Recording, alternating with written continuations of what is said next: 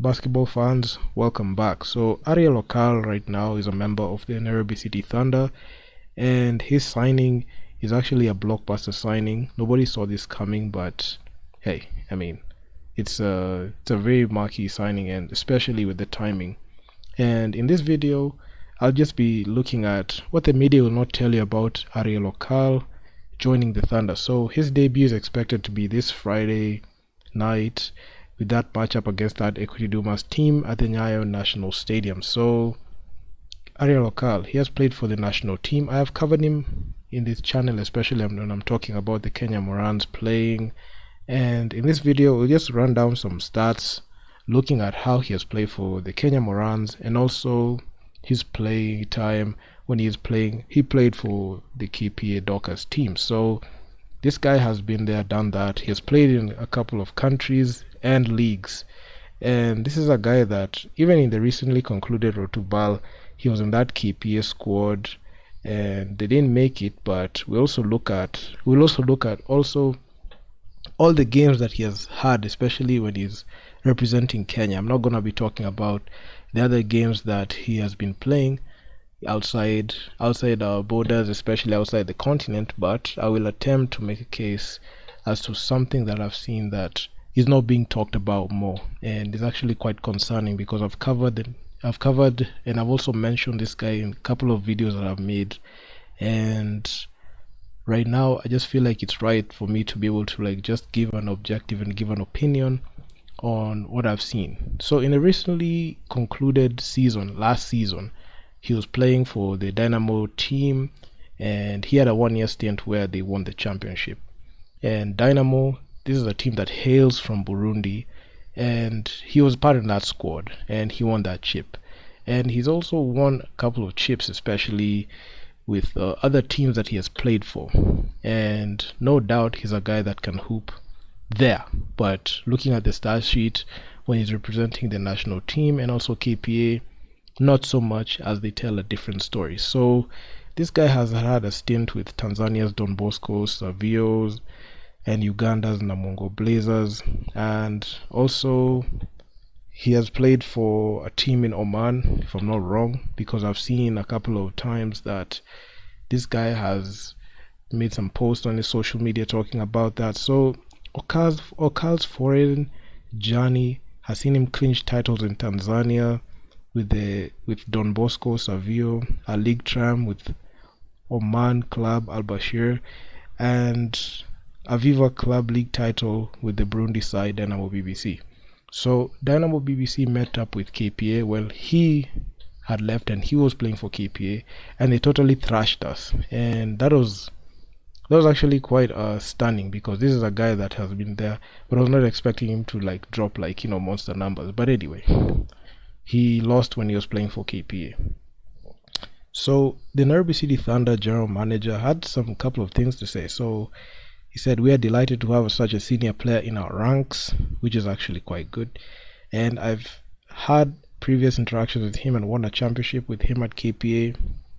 I believe he will be a valuable addition to our side and to the young players who will learn from him. So he's actually a marquee signing for the Thunder. The Thunder have gone all in this season. They've brought in all that talent.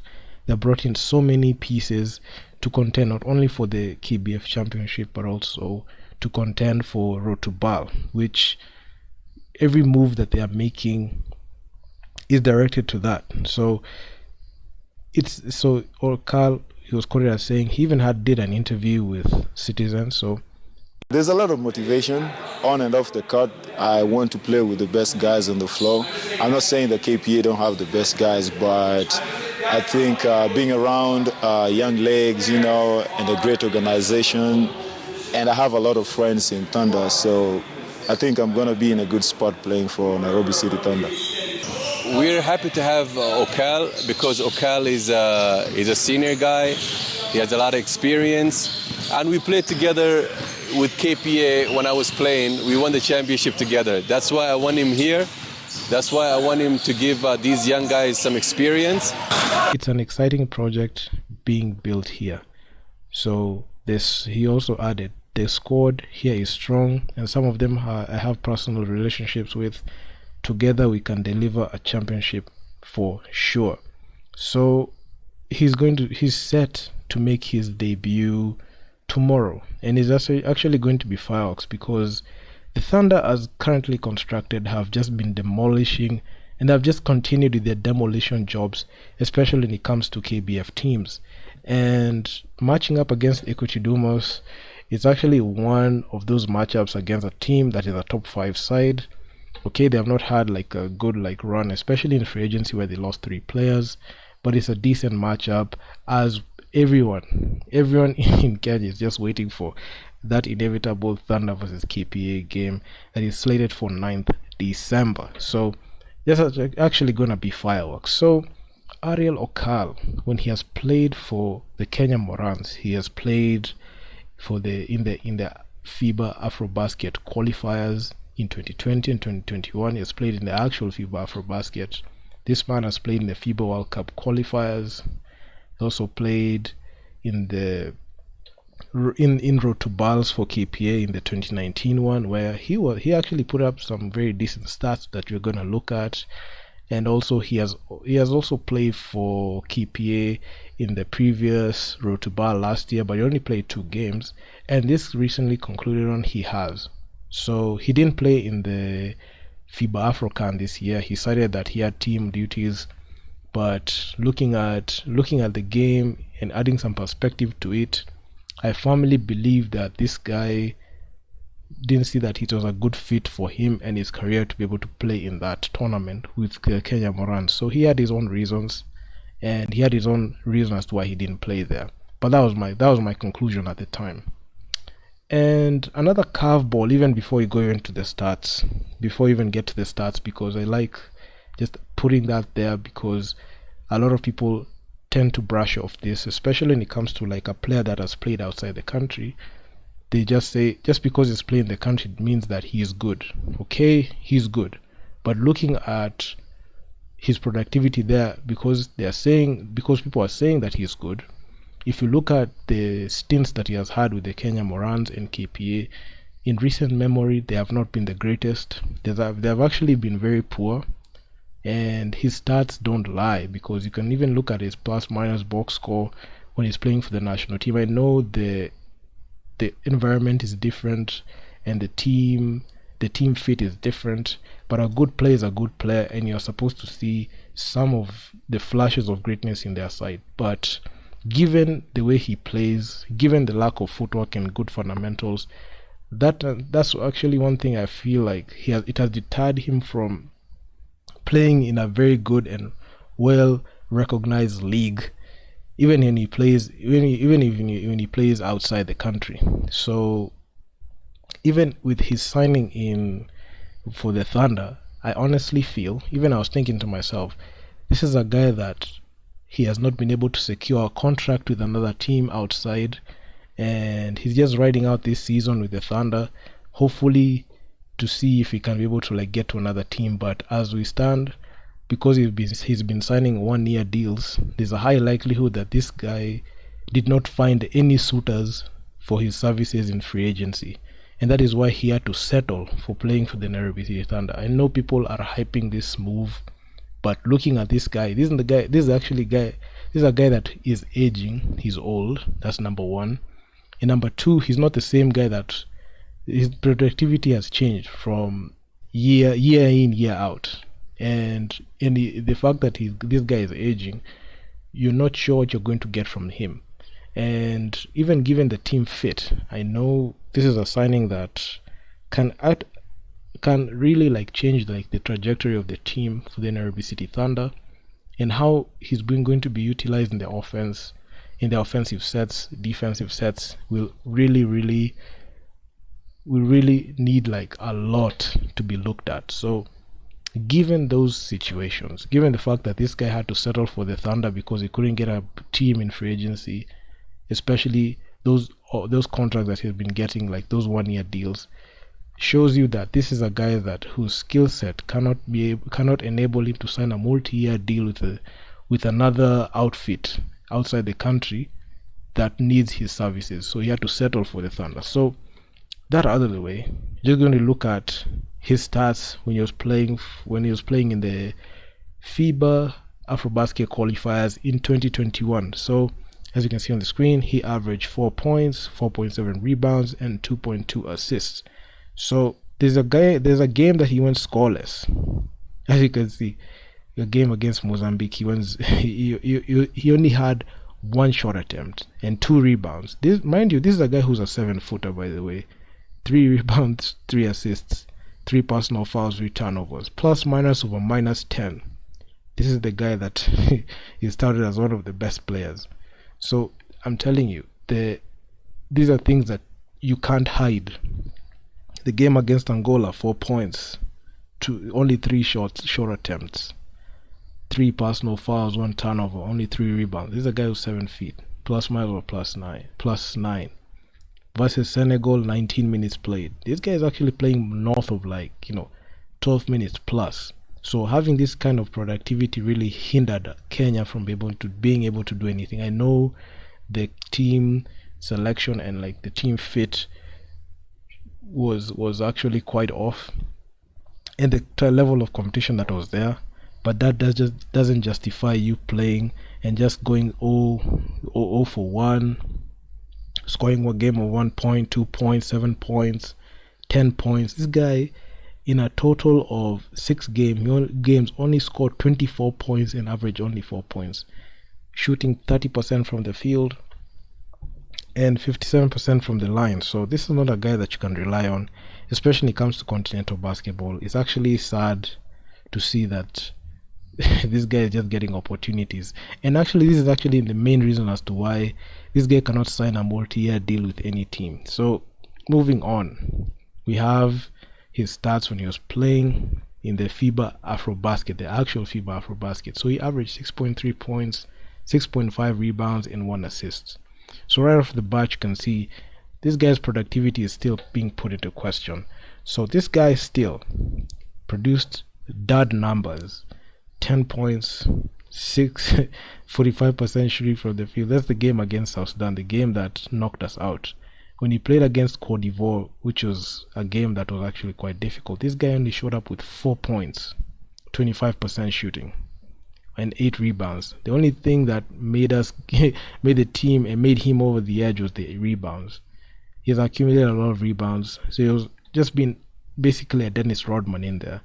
I know his position and the position he plays. If he's being used as a center position, it's supposed to be the most efficient piece on the court, but given the way he's playing, it's just straight out pathetic. Looking at the Nigeria game, plus minus or minus 12. So this guy was too inefficient to be on the court. And even with the 50% shooting, he only had 4 shot attempts in 17 minutes. So this guy in the Cote d'Ivoire game, 18 minutes, only 4 points. In the Nigeria game, 17 minutes, only 5 points. It was very deplorable.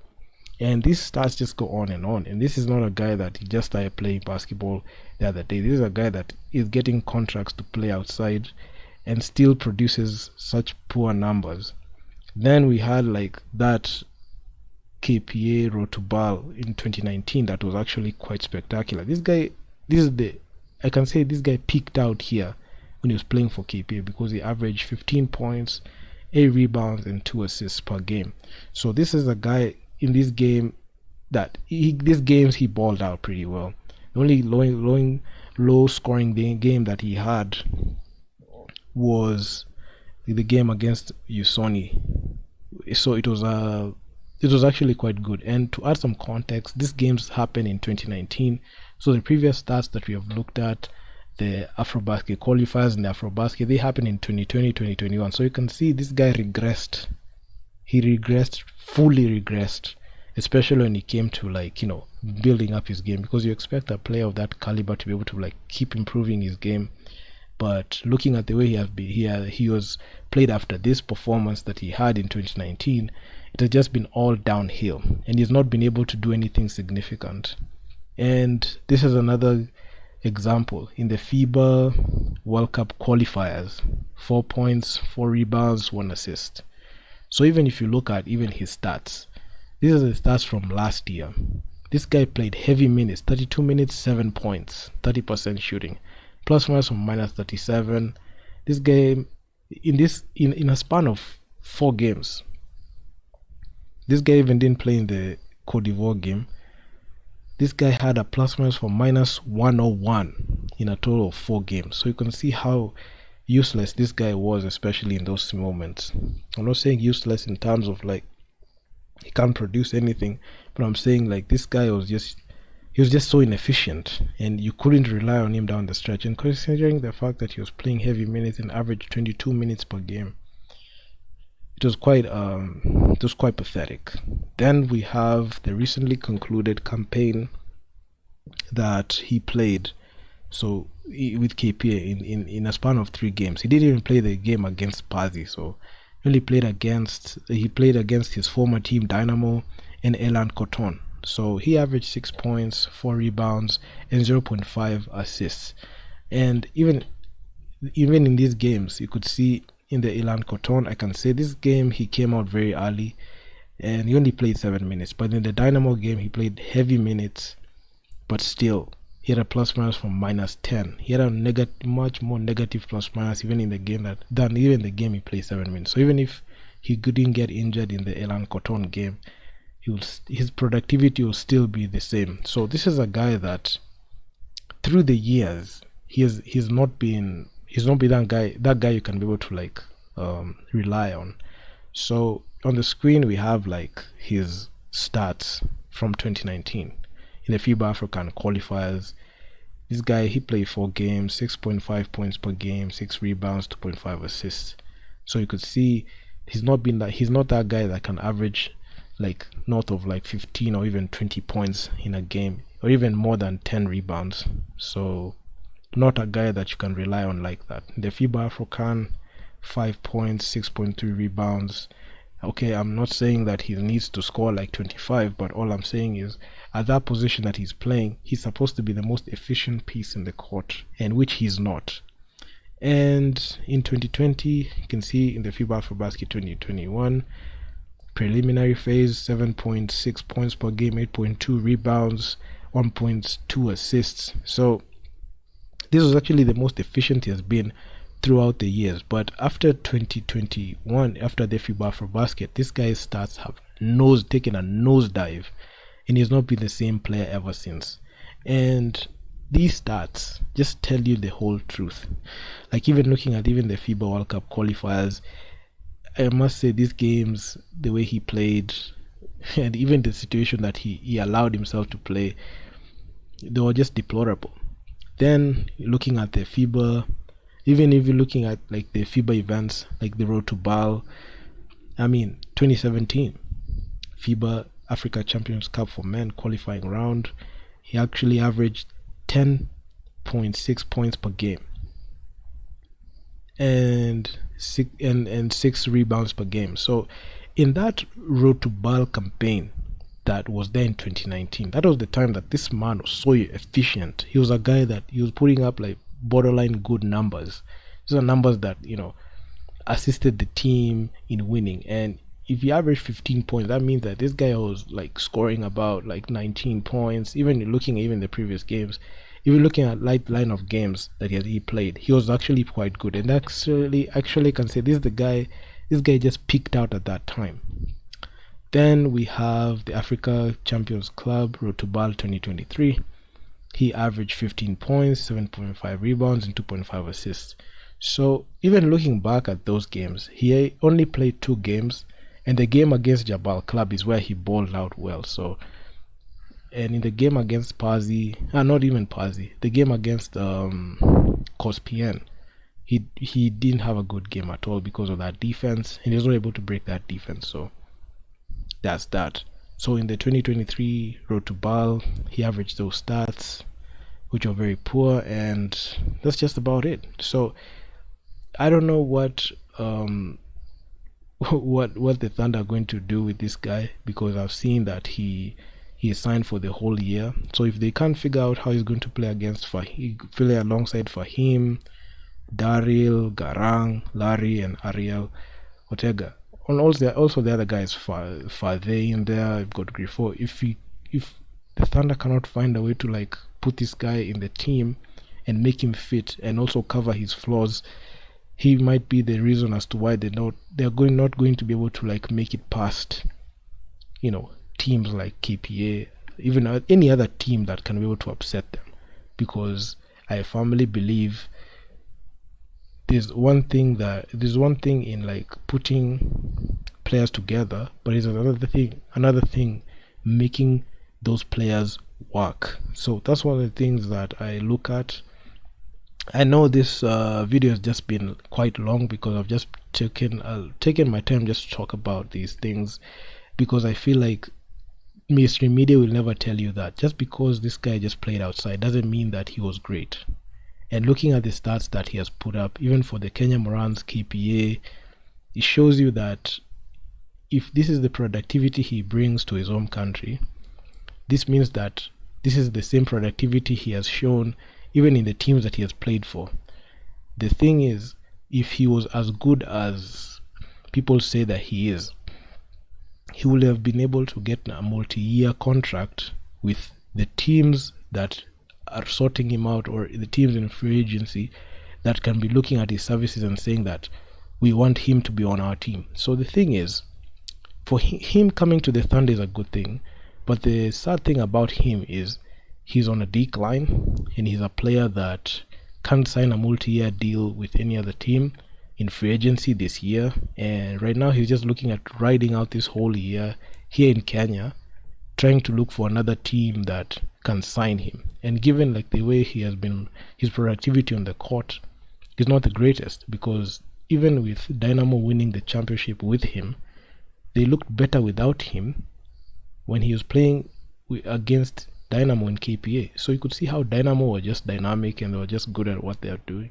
Even with the acquisitions that I know Dynamo made for that Road to Ball campaign, still they showed that even without this guy on the court, even without this guy on the team, the team was still better. So in my opinion, I like the signing, but I don't think that it was a good signing for Thunder. I think that they will have just taken time to understand that you don't need to aggregate and get all this talent together, because you have so much talent on the roster, and I know a lot of people are going to give up their touches on the game just to accommodate this guy. So that's all I got for you guys. So if you guys like the video, make sure you leave your feedback down in the comments, and I'm out. Peace.